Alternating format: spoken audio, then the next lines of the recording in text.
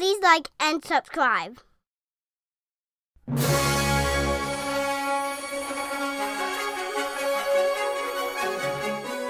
The final chapter was a revolt.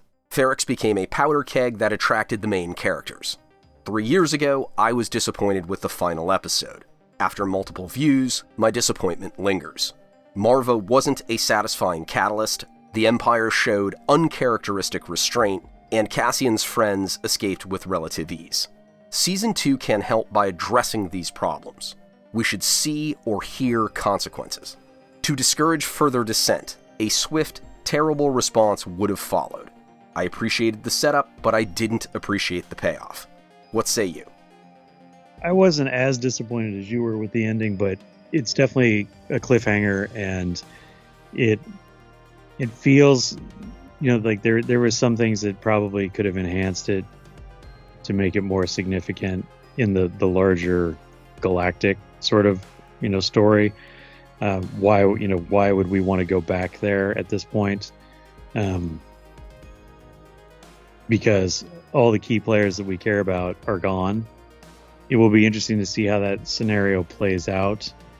I know that with the second season there are going to be time jumps. So there's going to be a time jump between the end of this season and the beginning of next season. So when we first see Dedra and Cyril in the new season, it will be interesting to see where they're at. Now we've seen Dedra in both uniform and out of uniform in the new trailers. So whatever happens to her, she is either going to still be in the ISB or she's going to get back into the ISB. And I don't necessarily think that her being out of uniform is in any way an indication of her being removed necessarily from the ISB. She could be undercover. She could be in a scenario like, well, I guess they technically undercover. I guess it's all undercover, like plainclothes scenario, whatever. Going somewhere, try not to draw attention to yourself by wearing your Imperial uniform, kind of a situation. Perhaps she's agent provocateur. She's maybe she's stirring up the riot that we see, the Gorman situation. Who knows?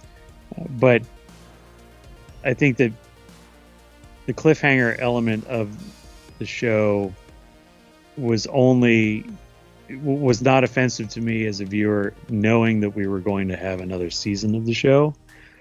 Then there was questions, of course, afterwards whether or not season 2 is going to happen or not, and I got a little worried.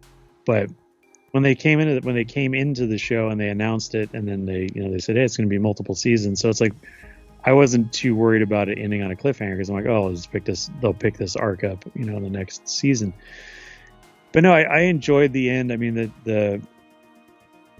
it shows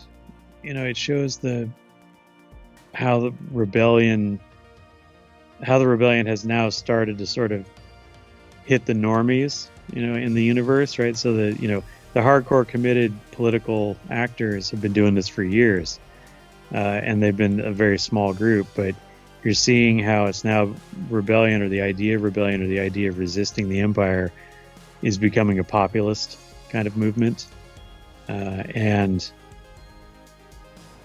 everybody's engaging it on their own level for their own reasons. Some people are doing it out of respect for Cassian's mom, because she was such a well respected and prominent member of the society there on Ferrix. And some people, like the young guy who made the bomb, he's doing it to avenge his father's torture and death. So it's illustrative again of these many parts coming together to be one, and we see it on so many different levels throughout the show. And so I thought that was good.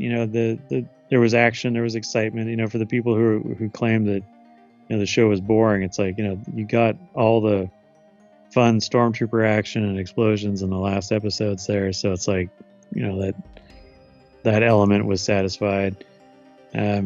But yeah, no, I think it it did well moving the characters around and the pieces on the board to such a way that the audience wants to see the resolution of all this. They want to see, where it goes, and which is, in my mind, a very successful completion of any kind of story. Unless you're really truly trying to create a one and done self-contained story. Yeah, you want that happily ever after, or right off in the sunset, or whatever, the bad guy's dead, or or we return to the status quo, whatever that ending looks like, for your story. But this story was not intended to end at the end of season 1. So the next best thing you want out of that ending are the people who are watching it ready for the next season? Like, are they demanding it? Are they excited about it? And I think it achieved that very well. For the people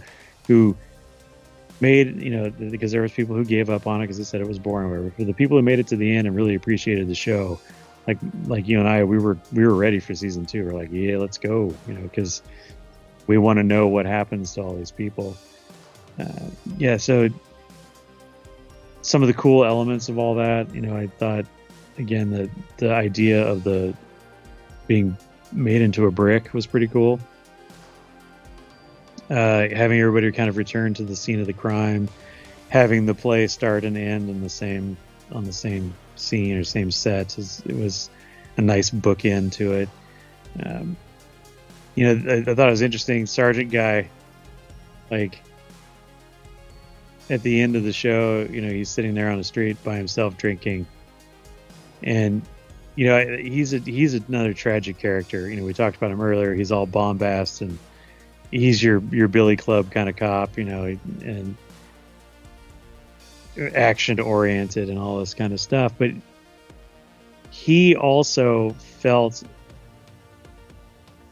we talked about him earlier. We talked about the scene earlier when he and Cyril were together, giving the speech. The speech is, but before that scene, when they were in the office together, and nobody's taking Cyril seriously about his inquiry into Cassian Andor, and this guy comes storming in and he's like, let's go, like, I'm on board with you, our coworkers have been killed, like, we need to fix this. And it's like he's a kindred spirit, Cyril.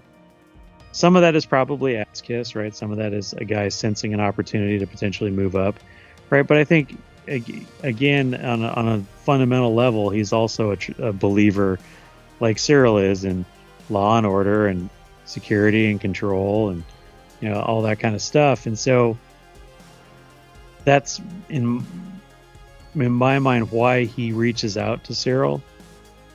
They both lost everything they had because of this mission, and whether or not he blames Cyril for it is immaterial, in the sense that he's still invested enough in it to know that, if, just like Cyril, if we can turn this around, if we can find this guy and hand him over and show that this is the reason why it all went wrong, and this is the guy that should be punished for these crimes and all this stuff, that somehow we can rehabilitate ourselves in the eyes of the establishment, right?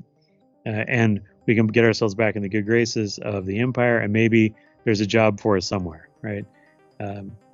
Because he's working in like a blast furnace in some foundry somewhere or something, like, so he's like gone from being a cop to being a manual laborer, and I'm sure that he thinks that if he and Cyril can join forces and go and solve this crime and get Cassian, that they can get back to it, maybe not get promoted, but at least get back to the way things were and get themselves back into roles that they would rather be doing, which is security related.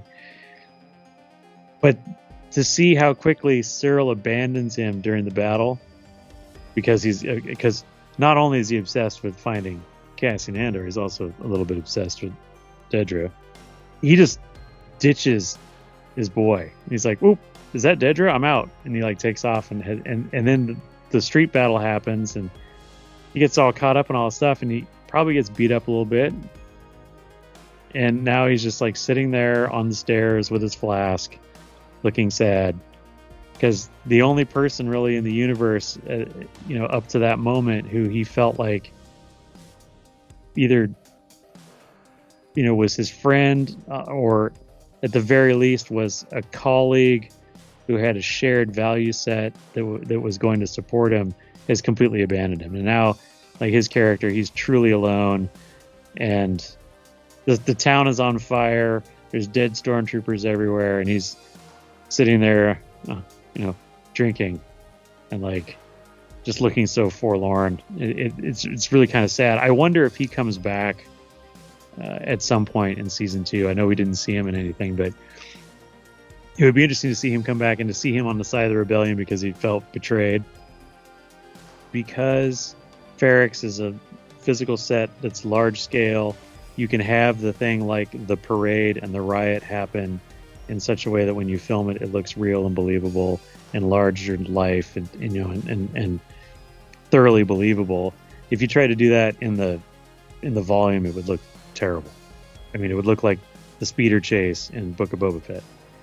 And so that was really cool as well. And again, all the cast of thousands, right? It's like every time you see the streets of Ferrix, it's fantastic because, we're focused on these two characters here who are standing here talking or walking together or whatever, but in the background you have vehicles going by and you have workers and, people, just randomly wandering down the streets, and, aliens in the background and people talking. Like it just feels so layered and rich, and visually correct. Like you're not getting the Uncanny Valley kind of scenario. Like, are the people in the background on a TV screen, or like what is that?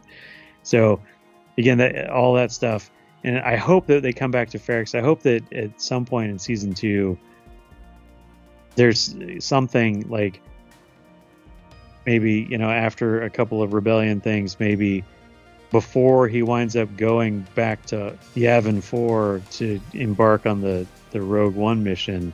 Maybe Cassian finally comes back and like frees his people on Ferrix, or something, or there's something important there where he can kind of make right by everybody that he left behind. I know he brought out the core people, the core main people, but if he could, like, because he kind of did call down the Imperial Thunder on Ferrix by being a jerk. So it'd be nice to kind of see him be able to come in some way, bring closure to that, and either be forgiven by the people or save them or something like that to, kind of end that, so that he can go out on a high note in Rogue One. Galactic Initiative is not authorized or endorsed by Lucasfilm Limited. The name Star Wars and all related materials are registered trademarks of Lucasfilm Limited, a subsidiary of the Walt Disney Company, all rights reserved. Galactic Initiative is a registered trademark, and other product and company names are trademarks of their respective holders. Use does not imply affiliation or endorsement.